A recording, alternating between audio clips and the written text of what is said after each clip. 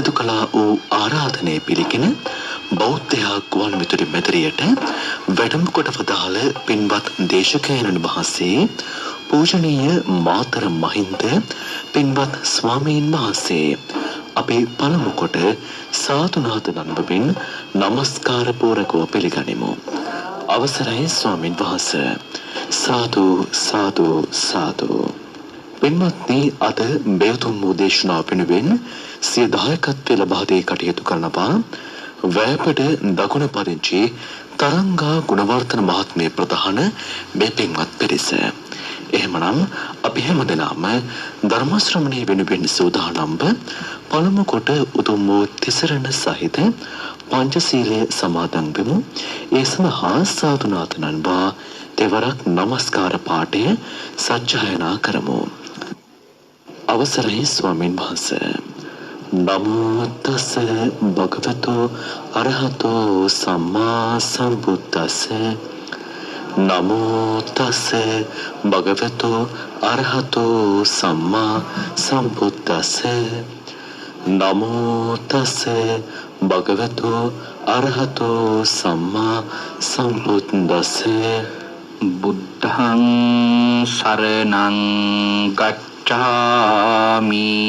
බුද්ධං සරණං ගච්ඡාමි. ධම්මං සරණං ගච්ඡාමි.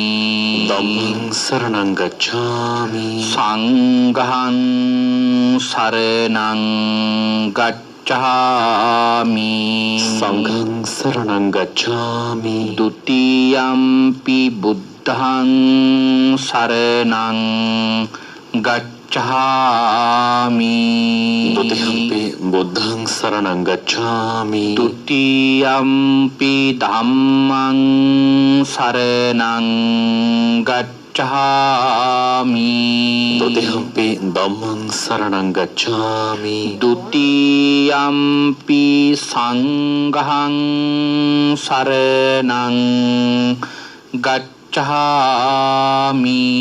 ဒ ුතියම්පි සංඝං සරණං ගච්ඡාමි.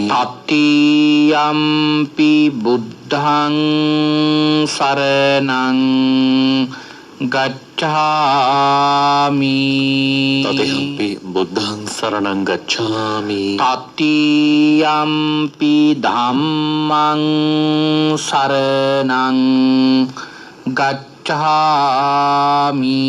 තතියම්පි ධම්මං සරණං ගච්ඡාමි. තතියම්පි සංඝං සරණං ගච්ඡාමි. තතියම්පි සංඝං සරණං ගච්ඡාමි. පානාති පාතා වේරමණී සික්ඛාපදං සමාදියාමි. පාණාතිපාතා වේරමණී සික්ඛාපදං සමාදියාමි. අදින්නාදාන වේරමණී සික්ඛාපදං සමාදියාමි. අදින්නාදාන වේරමණී සික්ඛාපදං සමාදියාමි. කාමේසු මිච්ඡාචාරා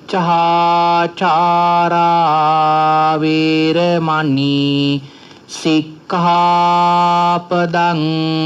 සමාදියාමි. කාමේසු මිච්ඡාචාරා වේරමණී සික්ඛාපදං සමාදියාමි. මුසාවාදා වේරමණී සික්ඛාපදං සමාදියාමි. මුසාවාදා වේරමණී සික්ඛාපදං සමාදියාමි. සුරාමේරය මජ්ජපමා දට්ඨානා වේරමණී සික්ඛාපදං සමාදියාමි. සුරාමේරය මජ්ජපමා දට්ඨානා වේරමණී සික්ඛාපදං සමාදියාමි. අප්පමාදේන සම්පාදේත. ආමබන්තේ. සාදු සාදු සාදු. समन्ता चक्रवालेषु अत्रा गच्छन्तु देवता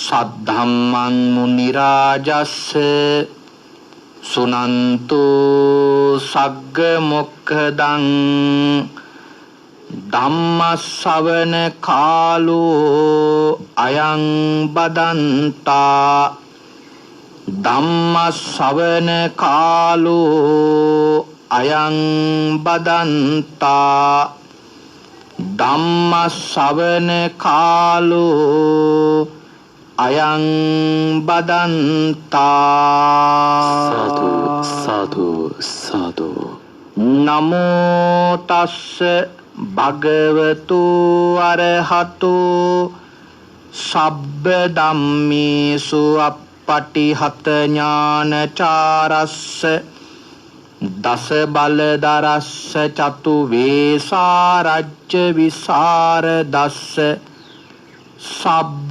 සත්තුත්තමස්ස ධම්මිස්සරස්ස ධම්ම රාජස්ස ධම්මත්සාමිස්ස තථාගතස්ස සබ්බඤුනෝ සම්මා සම්බුද්දස්ස නමෝ තස්ස භගවතු අරහතු සබ්බ ධම්මේසු අප්පටිහත ඥානචාරස්ස දස බලදරස්ස චතු වේසාරජ්‍ය විසරදස්ස සබ්බ සත්තුත්තමස්ස ධම්මිස්සරස්ස ධම්ම රාජස්ස ධම්මත්සාමිස්ස තථාගතස්ස සබ්බඤුනෝ සම්මා සම්බුද්දස්ස නමෝ තස්ස භගවතු අරහතු සබ්බ ධම්මේසු අප්පටිහත ඥානචාරස්ස දස බලදරස්ස චතු වේසාරජ්‍ය විසරදස්ස සබ්බ සත්තුත්තමස්ස ධම්මිස්සරස්ස ධම්ම රාජස්ස ධම්මත්සාමිස්ස තථාගතස්ස සබ්බඤුනෝ සම්මා සම්බුද්දස්ස උතුම් වූ භාග්‍යවතුන් වහන්සේට මාගේ උතුම් නමස්කාරය වේවා. ධම්මස්වාමී ලෝකස්වාමී භාග්‍යවතුන් වහන්සේට අයිති ධර්මයක් දේශනා කරන මේ වෙලාවේ මාගේ මුවින් වැරදි වචනයක් පිට නොවේවා, මිත්‍යා දෘෂ්ටික වචනයක් පිට නොවේවා. මගේ අදහසක් ධර්මයට විරුද්ධව පිට නොවේවා. උතුම් වූ භාග්‍යවතුන් වහන්සේගේ සත්‍යම වූ බුද්ධ වචනය භාග්‍යවතුන් වහන්සේ සතුටු වෙන ආකාරයට දේශනා කරන්න මට ශක්තිය ලැබේවා. ඒ සඳහා සියලු ආර්යයන් වහන්සේලාගේ අනුග්‍රහය ලැබේවා. සියලු සත්පුරුෂයන් වහන්සේලාගේ අනුග්‍රහය ලැබේවා. සියලු ශාසන ආරක්ෂකයන් වහන්සේලාගේ අනුග්‍රහය ලැබේවා. හැම දිනාටම භාග්‍යවතුන් වහන්සේගේම ධර්මය අවබෝධ කරගෙන උතුම් චතුරාර්ය සත්‍ය ධර්මයම අවබෝධ කරගනිත්වා. සාදු සාදු සාදු. ශ්‍රද්ධා බුද්ධ සම්පන්න කාරුණික ගුණගරුක පින්වත්නි, අද මේ පින්වත් හැමදිනාම මේ වෙලාවේදී බලාපොරොත්තු වන්නේ භාග්‍යවත් අරහත් සම්මා සම්බුදුරජාණන් වහන්සේ විසින් ඔබෙත් මගෙත් නිවන පිණිස මහා කරුණාවෙන් දේශනා කොට වදාළ සුවාසෝ දහසක් ධර්මස්කන්ධයන් අතරින් ඊ타ත්ම වටින ධර්ම කාරණාවක් ශ්‍රවණය කරන්නටයි. අද ධර්ම දේශනාව සඳහා මා මාතෘකා කරගන්නට අදහස් කරගත්තා අපේ භාග්‍යවතුන් වහන්සේගේ ශාසනය තුල වැඩ හිටපු සුවිශේෂී මහරහතන් වහන්සේ නමක් පිළිබඳව උන්වහන්සේගේ ඒ මහා පුණ්‍ය මහිම ඉස්මතු වෙන කතාවක් සිහිපත් කරන්න.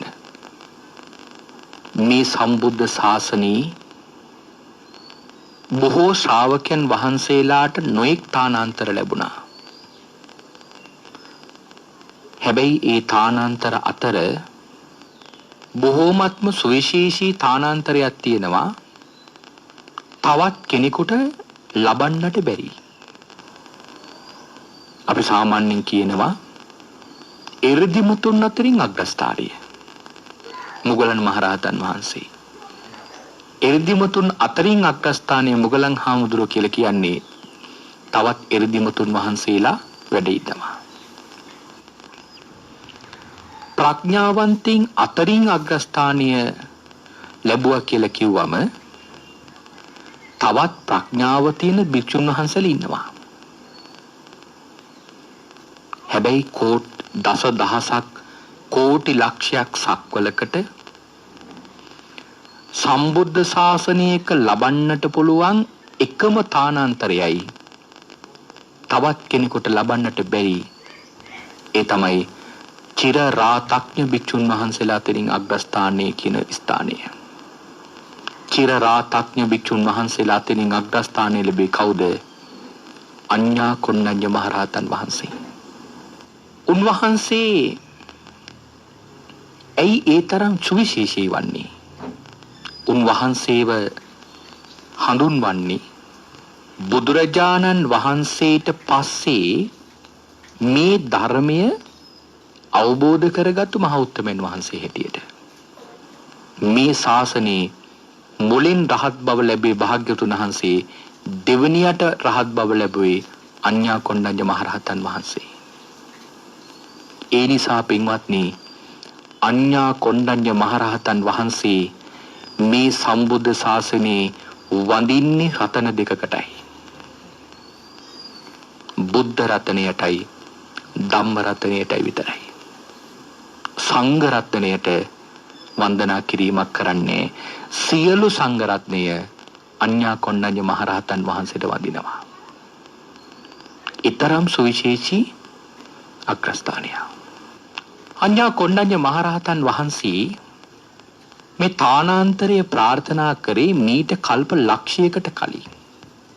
එනම් පදුමුත්තර භාග්‍යවතුන් වහන්සේ ලෝකේ පහළ වෙච්ච කාලේ පදුමුත්තර භාග්‍යවතුන් වහන්සේ ලෝකයට පහළ වෙලා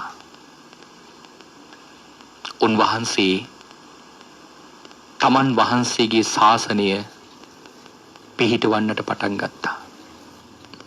පදුමුත්තර භාග්‍යවතුන් වහන්සේ උන්වහන්සේගේ සම්බුද්ධ ශාසනයේ මුලින්ම ධර්මය අවබෝධ කරගත්තු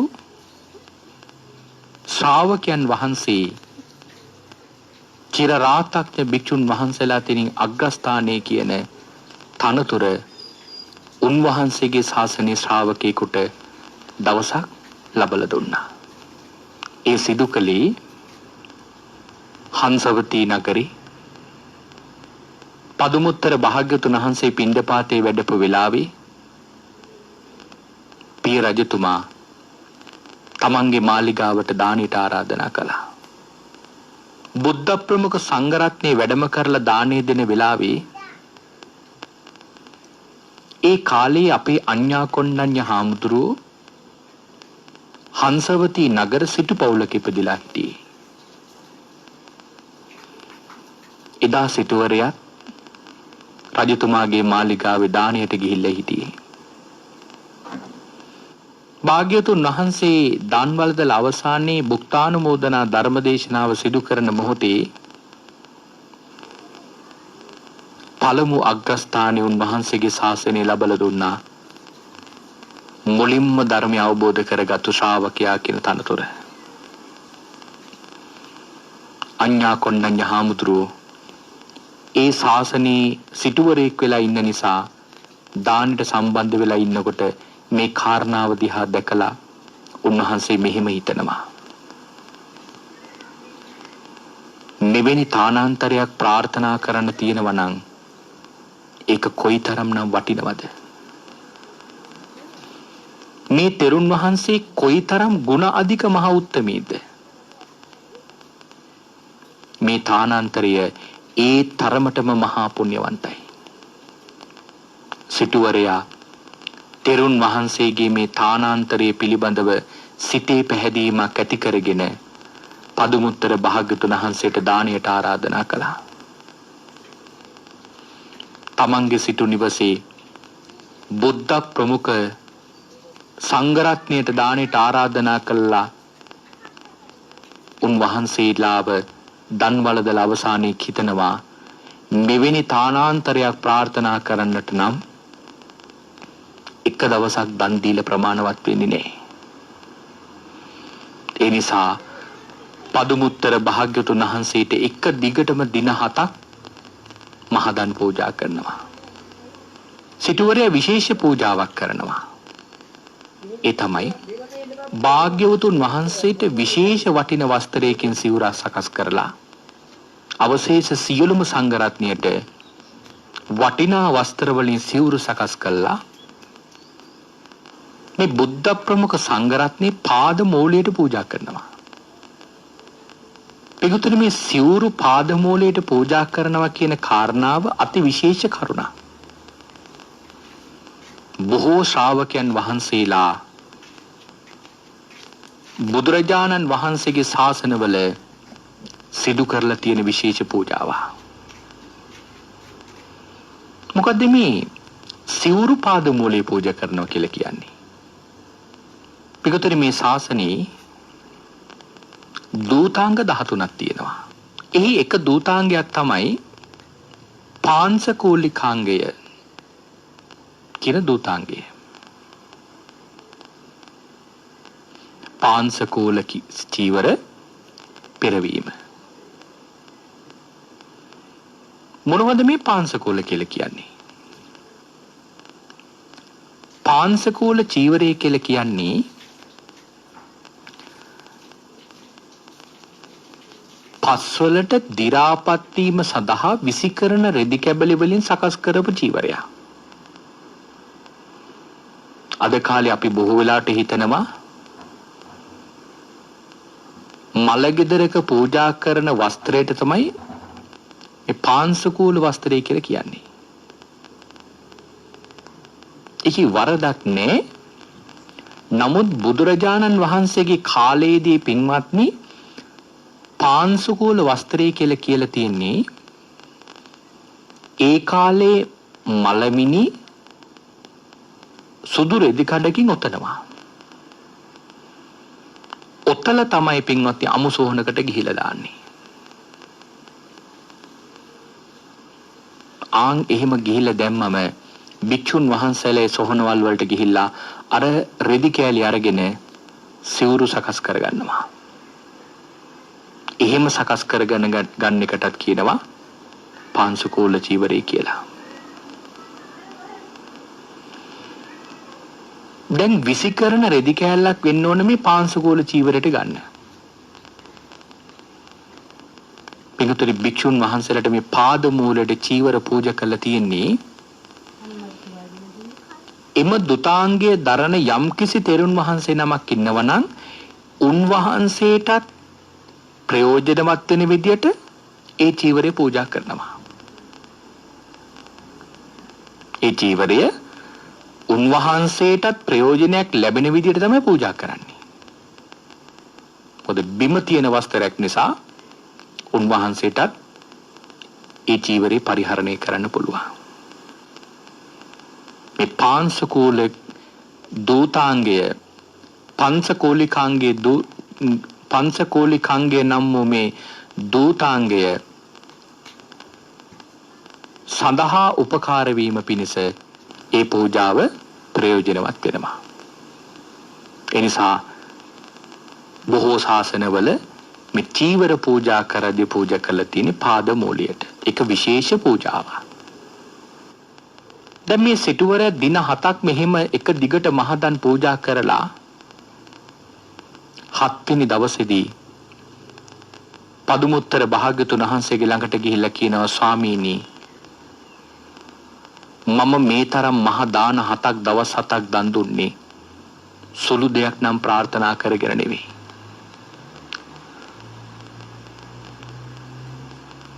මීට දින 7කට කලින් ඔබ වහන්සේගේ ශාසනයේ මෙන්න මෙහෙම අග්‍රස්ථානයක් ලැබලා දුන්නා. ස්වාමීනි මමද අද කළ මේ මහ පුණ්‍ය කර්මේ අනාගතයේ සම්බුද්ධ ශාසනයක ඔබ වහන්සේ වැනි සම්මා සම්බුදුරජාණන් වහන්සේ නමක් ඉදිරියේ චිර රාතඥ භික්ෂුන් වහන්සේලා අතරින් අග්ග තනතුර මටද ලැබේවා කියලා ප්‍රාර්ථනා කළා. ඒ වෙලාවේ පදුමුත්තර භාග්‍යතුන් වහන්සේ ආවර්ජනය කළ බලනවා ඒ ප්‍රාර්ථනාව ඉටු වෙනවද කියලා දැනගන්නව ඉටු වෙනවා කියලා. ඒ නිසා පදුමුත්තර භාග්‍යතුන් වහන්සේ නියත විවරණයක් ලබලා දෙනවා. මේන් තවත් කල්ප ලක්ෂයක් ගියතන ගෞතම නම් සම්මා සම්බුදුරජාන් වහන්සේ නමක් ලෝකේ පහළ වෙනවා. ඒ ගෞතම භාග්‍යතුන් වහන්සේගේ ශාසනය තුල කොණ්ඩඤ්ඤ කියන නමින් ඔබ උපදිනවා. ඒ ශාසනයට ඇතුල් වෙලා මුලින්ම ධර්මය අවබෝධ කරගෙන චිර රාතඥ භික්ෂුන් වහන්සේලා අතරින් අගතනතුර ලැබෙනවා කියලා නියත විවරණي ලැබලා දුන්නා. සිටුවරයා සතුටටපත් වෙලා ඒ සම්බුද්ධ ශාසනය තවත් බොහෝ කුසල් දහම් කරලා තමන්ගේ පාරමිතාව සම්පූර්ණ කරගත්තා. පදුමුත්තර භාග්‍යතුන් වහන්සේ පිරිනිවන් පෑවා. පදුමුත්තර භාග්‍යතුන් වහන්සේ වැඩ ඉන්න කාලේ රියන් 12ක් උන්වහන්සේගේ ශරීර රශ්මි විහිදෙනවා. යොදුන් 12ක් උන්වහන්සේගේ ශරීර රශ්මි විහිදෙනවා. උන්වහන්සේ පිරිනිවන් පෑවම ධාතුන් වහන්සේලා විසිරුණේ නෑ. සියලුම ධාතුන් වහන්සේලා ඒක ඝන වෙලා ස්වර්ණ වර්ණ කන්දක් වගේ හැදුනා. රියන් යොදුන් 30ක් උස මහා චෛත්‍යයක් හදලා භාග්‍යතුන් වහන්සේගේ මේ සර්වඥතා ධාතුන් වහන්සේලා එහි තැන්පත් කළා. ඒ චෛත්‍ය ගර්භයේ රතන ගරය රත්තරන් වලින් මේ සිටුවරයා බාරගෙන නිම කළා. පදුමුත්තර භාග්‍යතුන් වහන්සේගේ ධාතුන් වහන්සේලා තැන්පත් කරන රතනාගරය චෛත්‍ය ඇතුලේ ගෙය මේ සිටුවරයා බාරගෙන සකස් කළා. චෛත්‍ය නිම කරයින් පස්සේදී තවත් රත්තරන් දහසකින් චෛත්‍ය වටේට නොඑක් ඉදිකිරීම් කළා. මෙන්න මේ විදියට චෛත්‍ය නිමාවටපත් වුණාම පිඟුතුනි සඳහන් කරනවා භාග්‍යවතුන් වහන්සේ වැඩ ඉන්න කාලේ යොදුන් 12ක් දක්වා ශරීර ප්‍රභාව පැතිරුණා. භාග්‍යවතුන් වහන්සේගේ ධාතු චෛත්‍යයෙන් යොදුන් 30ක් දක්වා යොදුන් 100ක් දක්වා ශරීර ප්‍රභාව පැතිරලා තියෙනවා. කොයිතරම්නම් ආනුභාවයක් උන්වහන්සේ අදිෂ්ඨාන කරලා යන්නේ නැද්ද? ඒක තමයි භාග්‍යවතුන් වහන්සේලාගේ අනුකම්පාව කියලා කියන්නේ. බුදුරජාණන් වහන්සේලා ලෝක සත්‍යයට අනුකම්පා කරලා එහෙම කරපු අවස්ථාවල් ධර්මයේ සඳහන් කරලා තියෙනවා. බොහෝ දෙනෙක් ඒක දැකලා සම්මා දිට්ඨියටපත් වෙන්නත් ඇති. ඊළඟට සිටුවරයා තවත් බොහෝ පින්දහම් කරලා මරණයටපත් වෙලා දිව්‍ය මනුෂ්‍ය සැප සම්පත් විඳලා මීට කල්ප 91කට කලින් විපස්සී භාග්‍යවතුන් වහන්සේ ලෝකේ පහළ වෙච්ච කාලේ මහා කාල කියන නමින් බන්දුමති නගරේ ගම් ద్వාරයේ මහසල් කියන එක්තරා කුලයක ඉපදුනා. විපස්සී භාග්‍යවතුන් වහන්සේ ලෝකේ පහළ වෙලා සම්මා සම්බුද්ධත්වයට පත්වරෙන් පස්සේදී බන්දුමති නගරයට භාග්‍යතුන් වහන්සේ පිණ්ඩපාතේ වඩිනවා. ප්‍රථම ධර්ම දේශනාවෙන්ම විපස්සී භාග්‍යතුන් වහන්සේගේ බාල සහෝදරයා පළමුවෙන්ම ධර්මය අවබෝධ කරගත්තා. තමන්ගේ මාලිගාවේ හිටපු පුරෝහිතයාගේ පුත්‍රයාත් ඊළඟට ධර්මය අවබෝධ කරගත්තා. තමන්ගේ බාල සහෝදරයා ඛණ්ඩ තෙරුන් වහන්සේ පුරෝහිතයාගේ පුත්‍රයා තිස්ස තෙරුන් වහන්සේ වශයෙන් විපස්සී භාග්‍යවතුන් වහන්සේගේ අග්ග ශ්‍රාවකයන් වහන්සේලා දෙනම බවට උන්වහන්සේලා දෙනමපත් වුණා. ඛණ්ඩ තෙරුන් වහන්සේ දකුණත් සව්, තිස්ස තෙරුන් වහන්සේ වමත් සව්. ක්‍රමානුකූලව නගරයට වැඩම කරාම බන්දුමස්ස රජතුමා, විපස්සී භාග්‍යවතුන් වහන්සේගේ පිය රජතුමා බුදුරජාණන් වහන්සේ නගරයට වැඩම කර බව දැනගෙන භාග්‍යවතුන් වහන්සේගේ ළඟට ආවා. බන්දුමස්ස රජතුමාට ධර්මයක් දේශනා කළා. දේශනාව නිමාවටපත් වෙනකොට රජතුමා ප්‍රධාන බොහෝ පිරිසක් ධර්මය අවබෝධ කරගත්තා. බන්දුමස්ස රජතුමා තමන්ගේ මාලිගාවේ දාණයට විපස්සී භාග්‍යවතුන් වහන්සේට ආරාධනා කරා 1,68,000ක් භික්ෂුන් වහන්සේලාට. රජතුමා මාලිගාවට ගිහිලා මෙන්න මෙහිම දෙයක් හිතනවා. මගේ පුතා බුදු වුණා. මගේ බාල පුතාත් උන්වහන්සේවම අනුගමනය කරගෙන උන්වහන්සේගේ ශාසනය පැවිදි වුණා. පුරෝහිතයාගේ පුතත් උන්වහන්සේගේ ශාසනය පැවිදි වුණා. මගේ මාලිගාවේ හිටපු තවත් බොහෝ රාජපුරුෂයන්ගේ දරුවෝ උන්වහන්සේගේ ශාසනය පැවිදි වුණා. නමුත් ඔය පිරිස මගේ මාලිගාවේ හිටියානම් ඔවුන්ට කන්න දෙන්නේ වෙන කවුරුවත් නෙවෙයි, මමමයි. එහෙනම් දැනුත් උන්වහන්සේලාට සංග්‍රහ කරන්න ඕන මමමයි කියලා සිතුවිල්ලක් බන්දුමස්ස රජතුමා ඇති කරගත්තා. රජතුමා අදිෂ්ඨානයක් කරගත්තා, මෙතෙන් පටන් මගේ ජීවිතයේ තියෙන තාක්කල් විපස්සී භාග්‍යවතුන් වහන්සේ ප්‍රධාන සංඝ රත්නයට දන් දෙන්නේ මමමයි. රජතුමා රාජපුරුෂයන් ලවා විපස්සී භාග්‍යවතුන් වහන්සේ වැඩ ඉන්න විහාර ద్వාරයේ ඉඳලා ద్వාර කෝෂ්ඨකේ ඉඳලා බන්දුමස්ස රජතුමාගේ මාලිගාවේ දොර දක්වාම මාර්ගයේ දෙපස සකස් කළා. කොහොමද? කිහිරි ලී වලින් මාර්ගයේ දෙපසේ විශාල ප්‍රාකාරයක් බැඳා. දෙපැත්තේ ලී දඬු වලින් තාප්ප දෙකක් සකස් කරලා රෙදි වලින් ඒ තාප්පය වහලා ඊට උඩින් උඩුවියන් බැඳා. උඩුවියන් බැඳලා එහි මල් එල්ලුවා. පින්වත්නි, දහවල් කාලේ රාත්‍රී කාලෙත් අහස දිහා බැලුවම උඩුවියනයි පේන්නේ. නමුත් කෙනෙකුට හිතාගන්න බෑ මේක උඩුවියන කියලා. හරියට ආකාශේ තාරකා දිලිසෙනවා වගේ තමයි පින්වතුනි උඩුවියන තිබිලා තියෙන්නේ. ඊතරම් අලංකාරයි. ඊළඟට පින්වත්නි, මුළු මාර්ගයේ පුරාවටම විශේෂ අතුරණයක් ඇතුළුවා. ප්‍රාකාරයේ දෙපස එක තැනක සුවඳ මල් පුරවපු පුන් කලසක්, ඊළඟට සුවඳ පුරවපු පුන් කලසක්, ඊළඟට මල් පුරවපු පුන් කලසක්, මෙහිම මලුයි සුවඳයි ප්‍රාකාරයේ දෙපැත්තෙම පින්වත්නි තබාගෙන ගියා. මෙන්න මෙහිම මාර්ගය සකස් කරලා විපස්සී භාග්‍යවතුන් වහන්සේට දානෙට ආරාධනා කරා. විපස්සී භාග්‍යවතුන් වහන්සේ ගන්ධ කුටියෙන් වැඩෙනවා. වැඩලා අර ප්‍රාකාරයේ ඇතුලින් මාලිගාවට යනවා.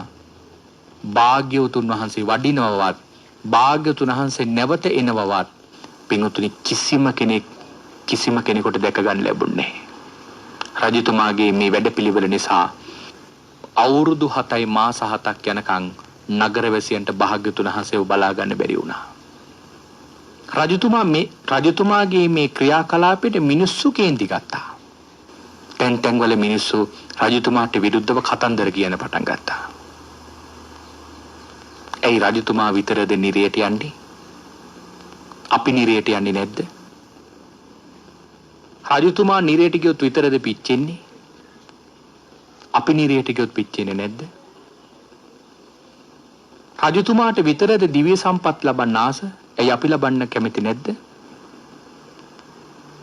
රජතුමා මගේ බුදුහාමුදුරුවෝ මගේ ධර්ම රත්නය මගේ සංඝ රත්නය කියලා මම ආයනය කරමින් රජතුමා උපස්ථාන කරනවා. අපි හැම දිනාට මේකින් ලොකු පාඩුවක්. අපි යමු රජතුමාගේ ළඟට බුදුරජාණන් වහන්සේව අපිට දෙන්නේ කියලා අපි ඉල්ලමු. එහෙම දුන්නේ නැති වුණොත් අපි ඔක්කොම රජතුමත් එක්ක යුද්ධ කරමු. දැන් මෙහිම කතිකාවක් කරගත්තා.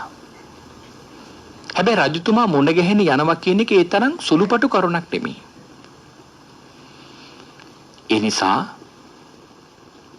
රජතුමාව මුණ ගැහෙන්න සුදුසු ජ්‍යෙෂ්ඨ පුරුෂයෙක්ව උන් තෝරගත්තා. ඒ තමයි රජතුමාගේ ප්‍රධාන සේනාධිපතිව.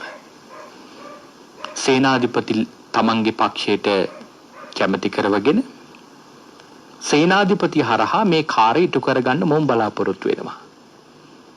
සේනාධිපතිට මේ කාරණාව කිව්වම සේනාධිපති කියනවා හොඳයි මම නුඹලගේ කාර්යය මං කරලා දෙන්නම්. හැබැයි එක පොරොන්දුවක් වෙන්න ඕන. මොකද්ද? රජතුමාගෙන් බුදුරජාණන් වහන්සේ වරගෙන දෙන්නම්. හැබැයි ඒ භාග්‍යවතුන් වහන්සේට පළවෙනියට දාණය දෙන්නේ මමයි. ජනතාව කැමති වුණා. ඒ පොරොන්දුව මත සේනාධිපති රජතුමා හමුවට ගියා. සේනාධිපති රජතුමාට කියනවා මහරජ මිනිස්සු කොහොම කුපිත වෙලා ඉන්නේ. මොකක් නිසාද? මිනිසුන්ට අවුරුදු 7යි මාස 7ක් යනකම් දාන ටිකක් භාග්‍යතුන් වහන්සේට පූජා කරගන්න බැරි වෙච්ච නිසා. මහරජ ආන් මිනිසු සමගියෙන් මේ කාරණා විසඳ ගන්න බැරි නම් යුද්ධ කරන්න හරි සූදානම් වෙලා ඉන්නවා. ඒ වෙලාවේ රජතුමා අහනවා ඉතින් අපි වුන් එක යුද්ධ කරමු. සේනාධිපතිතුමා අහනවා මහරජ ඔබ වහන්සේ කාත් එක්කද යුද්ධ කරන්නේ? ඔබ වහන්සේට කෝ පිරිස? ඇයි ඔබ ඉන්නේ මාත් එක්ක? සේනාධිපති කියනවා මහරජ මමත් ඔවුන්ගේ පක්ෂේ. රාජ පුරුෂයනුත් ඔවුන්ගේ පක්ෂේ. යුද බටයනුත් ඔවුන්ගේ පැත්තේ. මහරජ කොහොමද ඔබ යුද්ධ කරන්නේ? කාත් එක්කද යුද්ධ කරන්නේ? රජතුමා දැනගත්තා තමන් මේ කාරණාවෙන් පෙරදිලා කියලා. ඒ නිසා රජතුමා අනුකම්පාවෙන් කියනවා හොඳයි එහෙමනම් මට තවත් අවුරුදු 7යි මාස 7ක් දන් දෙන්න අවසර දෙන්න. සේනාධිපති එකගුණේ නෑ. ඊළඟට අවුරුදු 6ක් ඒත් එකගුණේ නෑ. තවත් අවුරුදු 5ක් 4ක් 3ක් 2ක් 1ක් කියලා දින 7ක් දන් දෙන්න අවසරයි එනකම්ම කාලය අඩු කරගත්තා. සේනාධිපති හිතනවා ඕනවට වඩා රජවරු එක්ක රළු වෙන්න ඕන නෑ. ඒ නිසා සේනාධිපති දින 7ක් භාග්‍යතුන් වහන්සේට දන් දෙන්න රජතුමාට අවසර දුන්නා. රජතුමා අවුරුදු 7යි මාස 7කින් දෙන්න තිබිච්ච දාණය දින 7කින් දුන්නා. 7 වෙනි දවසේ නගරවැසියන් කතා කරවලා Taman දන් දෙන විදිය පෙන්නලා ඔවුන්ගෙන් අහනවා නුඹලට මේ විදිහට බුද්ධ ප්‍රමුඛ සංඝ රත්නයට දන් දෙන්න පුළුවන්ද? එතකොට ජනතාව අහනවා මහරජ ඔබතුමා හරි පුදුම කතාවක් නේ අපෙන් අහන්නේ. මහරජ ඔබතුමාට බදු ගෙවන්නේ කවුද?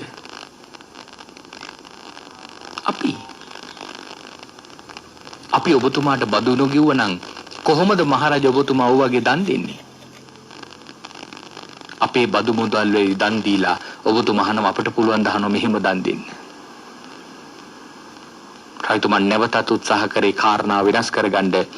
තමන්ගේ අරමුණ ඉටු වෙන්නේ නැති බව දැනගෙන පිටි අල්ලෙන් කඳුළු පිස දමමින් භාග්‍යතුන් වහන්සේ වන්දනා කරලා කියන ස්වාමීනි ජීවිත කාලෙම පුරාවට බුද්ධ උපස්ථානය කරන්නේ මගේ හිතේ අදිෂ්ඨානය තිබුණේ. නමුත් ඒක කරන්න දැන් මට මේ ඉඩක් නැහැ. ස්වාමීනි මම ඔබ වහන්සේව මහා ජනතාවට බාර දෙනවා කියලා භාග්‍යවතුන් වහන්සේ ජනතාවට බාර දුන්නා. ජනතාව භාග්‍යවතුන් වහන්සේ වරගෙන පළමුවෙන්ම සේනාධිපතිතුමා දන් දෙනවා.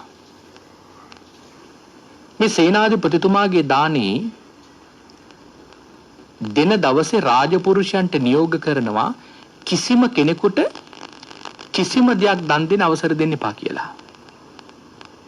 බුදුරජාන් වහන්සේටවත් ශ්‍රාවකයන්ටවත් තමන්ම තමයි තනියෙන් දන් දෙන්නේ.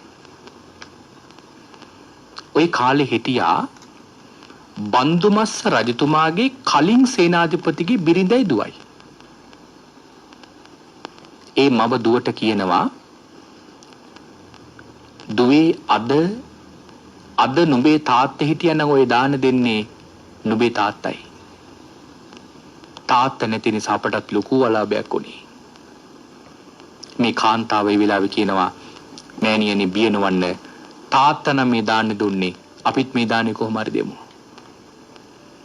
එදා මේ කාන්තාව රසවත් කිරිපිඩු සකස් කරලා කිරිබතක් සකස් කරලා ඒක පුන් කලසකට බහලා ඒ මතින් මල් තැන්පත් කරලා මේ දානශාලාව තියෙන තැනට අරගෙන යනවා. රාජපුරුෂය පරික්ෂා කරලා බලලා අහනවා මේක ඇතුළට කාටවත් ඉන්න දෙන්නේ. එතකොට අහනවා නුඹලාගේ සේනාධිපතිතුමා අපට මල් පූජා කරන්නත් ඉඩක් දීලා නැද්ද කියලා අහනවා. සාමාන්‍යයෙන් පුණ්‍යවන්තයෝ කතා කරද්දී පින අධික අය පින්වතුනි කතා කරද්දී අනිත් අයට ඒකට ප්‍රතිඋත්තර දෙන්න බැරි වෙනවා. රාජපුරුෂයෝ කියනවා පුළුවන්. එතකොට අහනවා නුඹට පේන්නේ මගේ යත්තේ ආහාර තියෙනවද මල් බඳුනක් තියෙනවද කියලා. මල් බඳුනක් කියනවා. එහෙනම් මට මල් බඳුන පූජා කරන්න යන අවසර දෙන්න කියනවා. ඉතින් ඊතර වංචාවක් කරලා දානශාලාවට ඇතුල්ලා බුදුරජාණන් වහන්සේ වඩිනකොට අතරමඟ භාග්‍යවතුන් වහන්සේට පිණ්ඩපාතය පූජා කළා. දැන් දානශාලාවේ භික්ෂුන් වහන්සේලා වැඩ ඉන්නවා. භාග්‍යවතුන් වහන්සේ වඩින්න නැති නිසා සේනාධිපති ආරාධනා කරාම භාග්‍යවතුන් වහන්සේ කියන මට මගදී අතරමඟදී දානයක් ලැබුණා. ඒ වෙලාවේ සේනාධිපති හිතේ දුක දරාගෙන සකස් කරපු සියල්ලක්ම අවශේෂ සංඝරත්නයට පූජා කරා. දානීය සියල්ලක්ම දීලා ඉවරලා හොයලා බැලුවා කවුද මේ වංචාව කරපු කාන්තාව. රාජපුරුෂයන්ගෙන් දැනගත්තා අසවල් කාන්තාවයි මේ වංචාව කරේ කියලා. ඒ වෙලාවේ සේනාධිපති කල්පනා කරනවා මෙතරම් ශ්‍රද්ධාවක් මෙතරම් ප්‍රඥාවක් මේ කාන්තාවට තියෙනවා නම් එවැනි කෙනෙක් ළඟ ඉන්නවා නම් ඔහුට දිවි ලෝක සම්පත්තියෙන් නම් අඩුවක් වෙන්නේ නැහැ කියලා. එහෙම කියලා සේනාධිපති තමන්ගේ ජේෂ්ඨ භාර්යාව බවට අර කාන්තාවපත් කරගත්තා. එදා විපස්සී භාග්‍යවතුන් වහන්සේට මේ කාන්තාව කිරිබිඩු දන් දීලා සුමන කියලා මල් වර්ගයක් එක දන් දීලා ප්‍රාර්ථනාවක් කරන ස්වාමීනි මේ කිරිපිඩු දානේ බලයෙන් උපෝපන් හැම භවයකම සියලුම භවභෝග සම්පත්තින් මට අඩුවක් නොවේවා. නිවන් දකින ජාති දක්වාම සුමන කියන නම මට ලැබේවා. මට මගේ ශරීර වර්ණය හැම කෙනෙකුටම ප්‍රිය වන විදියට ශරීර වර්ණයක් මට ලැබේවා කියලා ප්‍රාර්ථනාවක් කළා.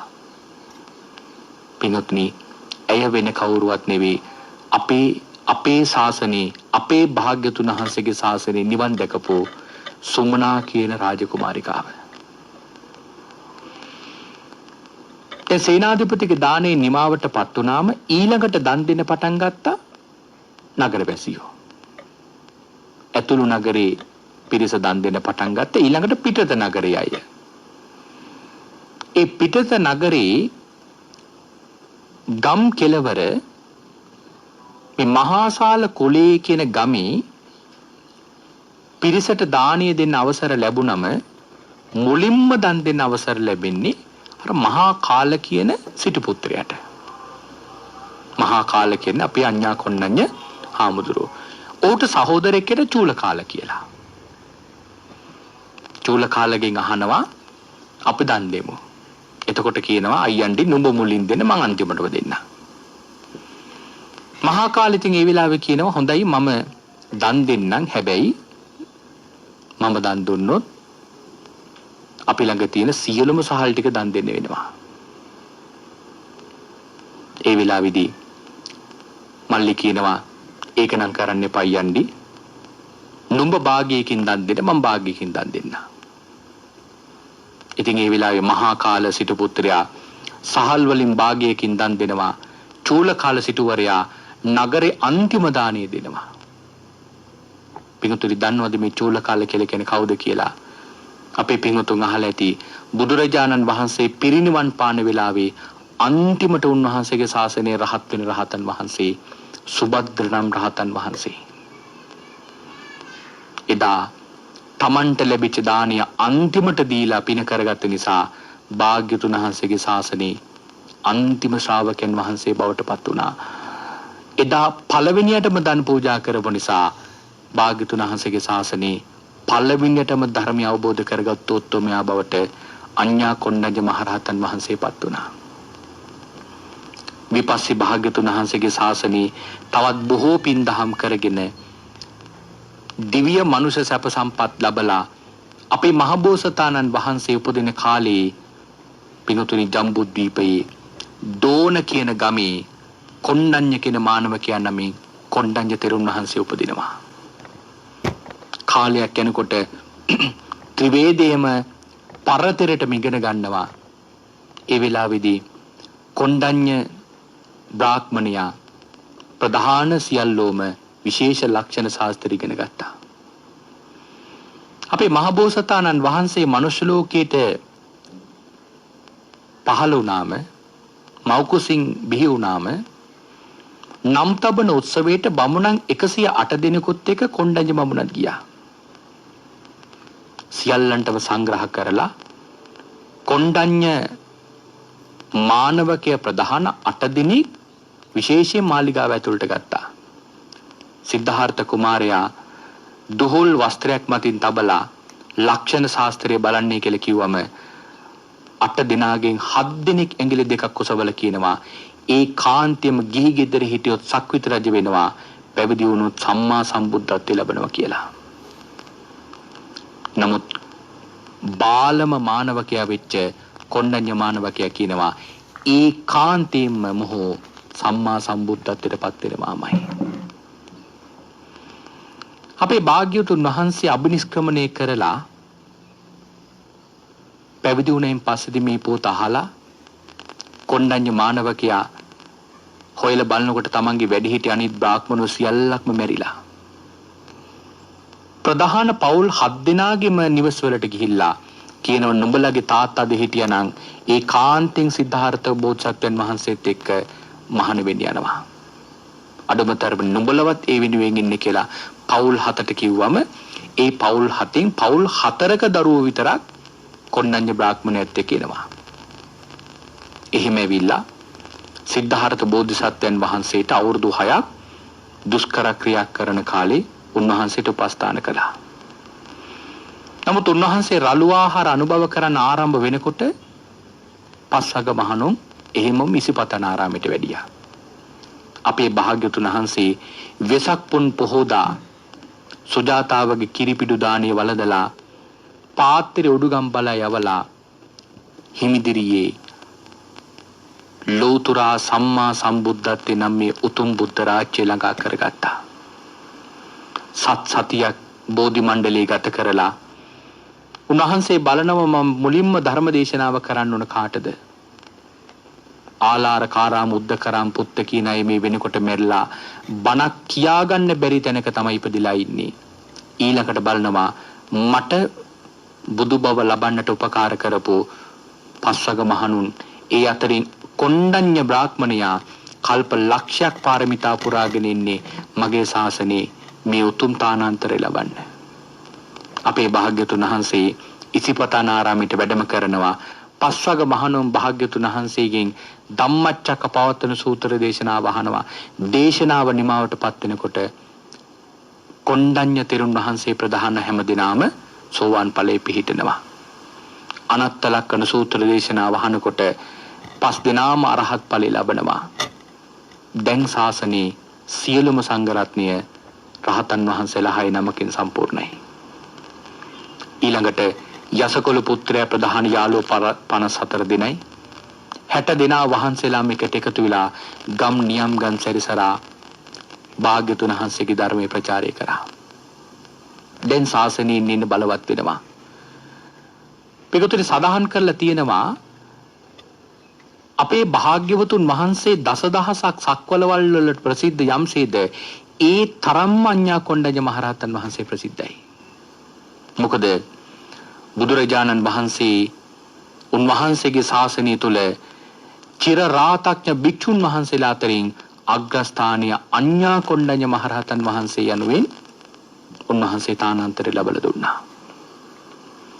පින්වත්නි කොණ්ඩඤ්ඤ කියන තෙරුන් වහන්සේට අපි අද අඤ්ඤා කොණ්ඩඤ්ඤ කියන නමින් කතා කරන්නේ අපේ භාග්‍යතුන් වහන්සේ කොණ්ඩඤ්ඤ තෙරුන් වහන්සේට කතා කරේ අඤ්ඤාසි වතබෝ කොණ්ඩඤ්ඤෝ කියන නාමයෙන්. ඒ ගෞරව නාමය අපේ භාග්‍යතුන් වහන්සේ කොණ්ඩඤ්ඤ තෙරුන් වහන්සේට ලැබලා දුන්නේ. නමුත් කොණ්ඩඤ්ඤ තෙරුන් වහන්සේ විහාරයේ වැඩ ඉන්නකොට දසදහසක් සක්වලවල් වලින් දෙවිවරු බ්‍රහ්මයෝ මිනිසුන් ඇවිල්ලා අපේ භාග්‍යතුන් වහන්සේව වැඳලා ඊළඟට යන්නේ අඤ්ඤා කොණ්ඩඤ්ඤ මහරහතන් වහන්සේට වඳින්න. නමුත් එහෙම ගියාට කවදාවත් ගියපු ගමන් පින්වතුනි දීර්ඝ කතාවක් හැම කෙනෙක් එක්කම කරන්නේ නැහැ. නමුත් හැම කෙනාත් එක්කම කෙටියෙන් හරි කතාවක් කරනවා. මෙහෙම කතා කරන්නට වෙච්ච නිසා අඤ්ඤා කොණ්ඩඤ්ඤ මහරහතන් වහන්සේ දවසක් කල්පනා කරනවා මට මෙහෙම ඉන්න එක මගේ විවේකයට බාධාවක්. මොකද කොණ්ඩඤ්ඤ මහතෙරුන් වහන්සේ කියලා කියන්නේ විවේකයට සමත විදර්ශනාවට මේ නිරෝධ සමාපත්තියට සමවදින ඊටාම ප්‍රිය කරන තෙරුන් වහන්සේ නම. හැබැයි දැන් දෙවිවරු මිනිස්සු හැමතිස්සෙම තමන්ගේ කුටිය ළඟට ඇවිල්ලා කතා කර යන්න ගත්තම තමන්ට හරියට මේ සමාධි සමාපත්තින් වලට සමවදින්න බැරි වෙනවා. ඒ නිසා උන්වහන්සේ භාග්‍යතුන් වහන්සේගෙන් මිදෙන්න අවසරයක් ගන්නවා. තවත් විශේෂ කරුණක් සඳහන් කරනවා. ඒ තමයි අමතර කරුණක්. සාමාන්‍ය පින්වත්නි බුදුහාමුදුරුවොත් එක්ක භික්ෂුන් වහන්සේලා පිණ්ඩපාතේ වඩිනකොට වඩින්නේ වස් අනුපිළිවෙලට. හැබැයි භාග්‍යවතුන් වහන්සේ යම් කිසි තැනක ධර්මදේශනා පවත්වනවා නම් ධර්මදේශනා පවත්වනකොට ආසන පනවන්නේ මැද බුද්ධාසනය දෙපැත්තේ අග්‍ර ශ්‍රාවකයන් වහන්සේලා දෙනමගේ ආසන දෙක ඉන් පසුපසින් තමයි අඤ්ඤා කොණ්ඩඤ්ඤ මහරහතන් වහන්සේගේ ආසනය පනවන්නේ. පින්වතුනි අග්‍ර ශ්‍රාවකයන් වහන්සේලා දෙනම සදාහන් කරනවා කොණ්ඩඤ්ඤ හාමුදුරුව පසුපසින් ඉඳි තමන් වහන්සේට ඉස්සරහා ඉන්න විච්චක උන්වහන්සේලා දෙනමට දැනෙනවා කියලා කියන්නේ හරියට මොන වගේද? මහා ගිනි කඳක් පසුපසින් තියෙනවා වගේලු. දරුණු සර්පෙක් පසුපසින් ඉන්නවා වගේලු දැනෙනවා කියලා කියන්නේ. මහා බ්‍රහ්මයා පසුපසින් ඉන්නවා වගේලු තෙරුන් වහන්සේලා දෙනමට කොණ්ඩඤ්ඤ මහරහතන් වහන්සේව දැනෙනවා කියලා කියන්නේ. ඉතින් කොණ්ඩඤ්ඤ මහරහතන් වහන්සේ කල්පනා කරා සංසාරේ එක අසංඛ්‍යයි කල්පලක්ෂයක් මේ තානාන්තරේ ලබන්න මේ දෙනම වහන්සේලා සංසාරේ මහන්සි වුණා. නමුත් උන්වහන්සේලා ඒ තානාන්තරේ උන්වහන්සේට ලැබිලා සුවසේ ඒ තානාන්තරේ ලබන්නට මම නිසා හැකියාවක් ලැබෙන්නේ. ඉතින් එයත් හේතුවක් වෙලා තිබෙනවා බුදුරජාන් වහන්සේ වත්හැරලා විනත් ප්‍රදේශයකට යන්න. එහෙම ගම් නියම් ගම් සියලු දෙනාට මනුකම්පා කරගෙන අනුග්‍රහ කරගෙන භාග්‍යතුන් වහන්සේගේ අවවාද අනුශාසනා ලැබලා හිමාලයේ චද්දන්ත භවනේ මන්දාකිනි පොකුණු තීරේ උන්වහන්සේ වැඩ වාසය කළා. බුදුරජාණන් වහන්සේගෙන් අයින් වෙලා අවුරුදු 12ක් කන්‍යා කොණ්ඩඤ්ඤ මහරහතන් වහන්සේ වැඩ හිටියා. ඉන්න අනතුරුවයි පින්තුනි පිරිනිවන් පාන දවසේ අපේ භාග්‍යතුන් වහන්සේගෙන් අවසර ලබාගෙන චද්දන්ත භවනේ මන්දාකිනි පොකුණු තීරේ උන්වහන්සේ පිරිනිවන් පෑවේ. එහෙමනම් මේ සම්බුද්ධ ශාසනයේ අතිවිශේෂ මහරහතන් වහන්සේ නමක් වන උතුම් අඤ්ඤා කොණ්ඩඤ්ඤ මහරහතන් වහන්සේට මාගේ උතුම් নমස්කාරය වේවා කියලා හැමදෙනාම ප්‍රාර්ථනා කරන්න. එhmenan අද දවසේ මේ උතුම් සද්ධර්ම දේශනාව ශ්‍රවණය කරලා ළඟා කරගත්තා වූ සියලු කුසලානිසංස ධර්මයන්ගේ බලයෙන් ධර්ම දේශනාවට දායකත්වයෙන් දරන්නට යෙදුණු පින්වතුන් පිරිසට පින් අනුමෝදන් කරන්නට බලාපොරොත්තු වෙනවා. අද දේශනාවේ දායකත්වයෙන් දරන්නේ වැයබඩ දකුණ පදිංචි තරංගා ගුණවර්ධන මහත්මිය ඇතුළු පවුලේ පින්වතුන් පිරිස. මීට වසර 10කට පෙර මියගිය ආදරණීය මිත්තණිය වන ඩිංගිරි මෙනිකේ දිසානායක මහත්මියට පින් අනුමෝදන් කරන්නට බලාපොරොත්තු වෙනවා. ඒ මිත්තණියටත් ඒ වගේම වසර 6කට පෙර මියගිය ජූලියස් ගුණවර්ධන චන්ද්‍රසේකර පල්ලාවල කියන ආදරණීය පියවරුන් දෙපළටත් පින් අනුමෝදන් කරන්නට බලාපොරොත්තු වෙනවා. ඒ නම් සඳහන් කළ ඒ වගේම සඳහන් නොකළ සංසාරේ පින් බලාපොරොත්තු වන සියලුමීගේ ඥාතීන් පින් අනුමෝදන් වේවා. ඒ අයගේ භවගාමී ජීවිත සුවපත් වේවා. ඔවුන් ප්‍රාර්ථනා කරන්නා වූ බෝධියකින් උතුම් චතුරාර්ය සත්‍ය ධර්මීය අවබෝධ කරගනිත්වායි සාදු කියා පින් අනුමෝදන් කරමු. ඒ වගේම දෙසැම්බර් 8 වන දින 76 වන ජන්මදිනයේ සමරන TRM පොඩිමණිකේ මෑණියන්ට ආශිර්වාදේ කරනවා. මේ මෑණියන්ට නිදුක් නිරෝගී දීර්ඝායුෂ සම්පන්නිය ලැබේවා, චිරජීවනයේ ලැබේවා, කායික මානසික සුවපත් භාවය සැලසේවා කියලා මේ වෙලාවේ ආශිර්වාදේ කරනවා. ඉතින් මේ උතුම් සද්ධර්ම දානමේ පින්කමේ මූලික අරමුණ හැටියට එය තබමින් හැම දිනාටම මේ උතුම් ධර්ම දානයක් සිදු කරලා රැස් කරගත්තු සියලු පින් ඒ මෑණියන්ටත් නිදුක් භව නිරෝගී භව සැලසේවා, කායික මානසික සුවපත් භාවය සැලසේවා. තමන්ට සිහිය ප්‍රඥාව උපදවාගෙන ශ්‍රද්ධාවෙන් වීරියෙන් ප්‍රඥාවෙන් තවත් බොහෝ පින්කම් කරන්නට ශක්තිය ධෛර්යය ලැබේවා කියලා මෑණියන්ටත් අපි ආශිර්වාදේ කරනවා.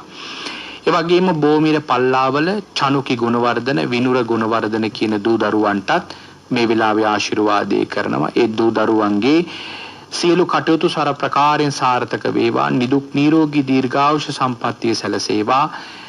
තමන්ගේ අධ්‍යාපන කටයුතු සර ප්‍රකාරයෙන් සාර්ථකමත් කර ගන්නට මේ උතුම් පුණ්‍ය බලයේ ආශිර්වාදයක් වේවා කියලා මේ වෙලාවේ ආශිර්වාදේ කරනවා.